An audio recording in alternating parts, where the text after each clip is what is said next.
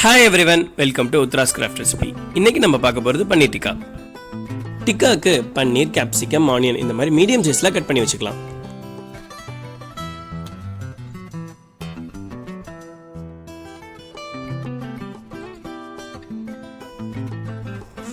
டிக்கா மசாலாக்கு பவுல்ல ஒரு கப் தயிர், அரை ஸ்பூன் மஞ்சத்தூள், ஒரு ஸ்பூன் மிளகாய்த்தூள், தனியாத்தூள், கரம் மசாலா, சீரகத்தூள் ஆட் பண்ணி நல்லா கலரிக்கோங்க.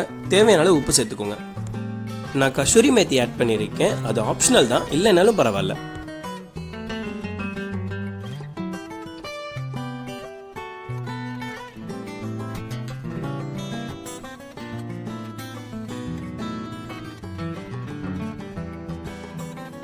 கூடவே ஃபுட் கலரும் ஜிஞ்சர் கார்லிக் பேஸ்டும் ஆட் பண்ணிக்கலாம்.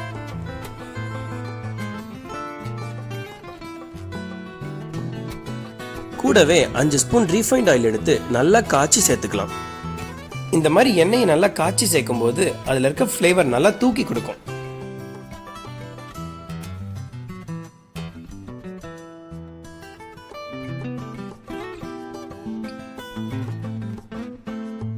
இதுல நம்ம வெட்டி வச்ச கேப்சிகம், ஆனியன், பன்னீர் எல்லாத்தையும் சேர்த்து நல்லா மிக்ஸ் பண்ணிக்கலாம்.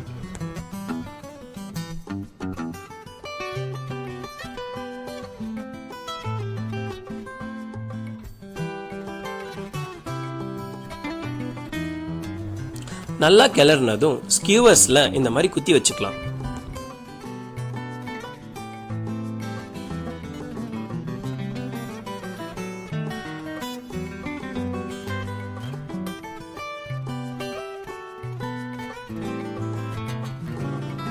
தவால கொஞ்சம் எண்ணெய் ஊற்றி டிக்காவை இந்த மாதிரி சுட்டு எடுத்துக்கலாம்.